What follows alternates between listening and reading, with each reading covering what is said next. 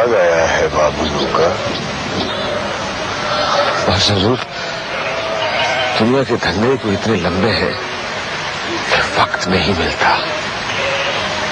اچھا کام تو ایک طرف رہا، بد کام کے لیے بھی وقت نہیں ملتا.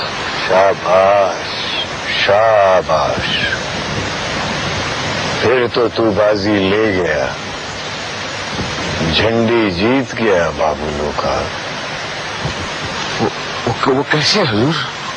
بابولو کا اللہ تعالیٰ فرماتا ہے کہ میں نے جنوں اور انسانوں کو اپنی عبادت کے واسطے پیدا کیا ہے، اور بس سبھی اس کی عبادت کرتے ہیں. سبھی اس کی عبادت کرتے ہیں؟ لے ہے کسی کی مجال کہ اس کے حکم کے خلاف کرے، اللہ کے حکم سے نکل جائے. وہ عبادت کے لیے پیدا کرے اور کوئی اس کے برخلاف کرے، مرنا ہے. میں سمجھا نہیں حضور. او میرا سونا، سیدھی بات ہے کہ جو جس کام کے لیے پیدا ہوا وہی اس کی عبادت ہے. لکڑہارے کی عبادت لکڑی کاٹنا، اور میری عبادت بکریاں چرانا ہے. تیرا کام قلم چلانا ہے، اور تیری گھر والی کا روٹی ہانڈی کرنا ہے. یہی ہماری عبادت ہے، اور اسی میں ہم خوش ہیں. لیکن جس نے اپنے پیشے کے ساتھ بے ایمانی کی،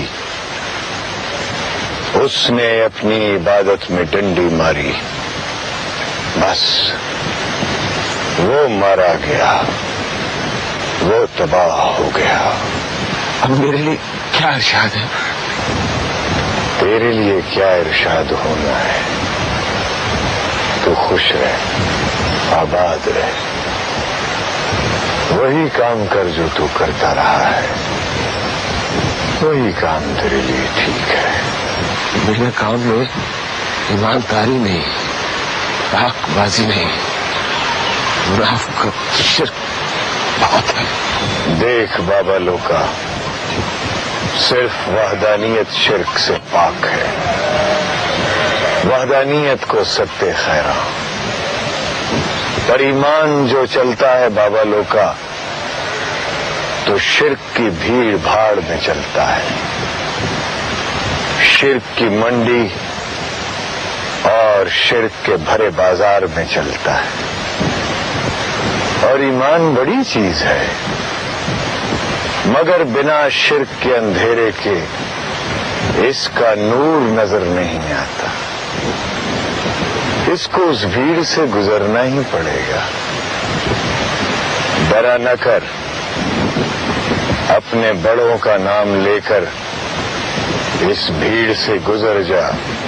چھٹی کے روز آپ کے ساتھ آ جایا کروں بکری چڑھانے، ہفتے میں ایک روز؟ نہیں، مہینے میں ایک روز؟ بالکل نہیں.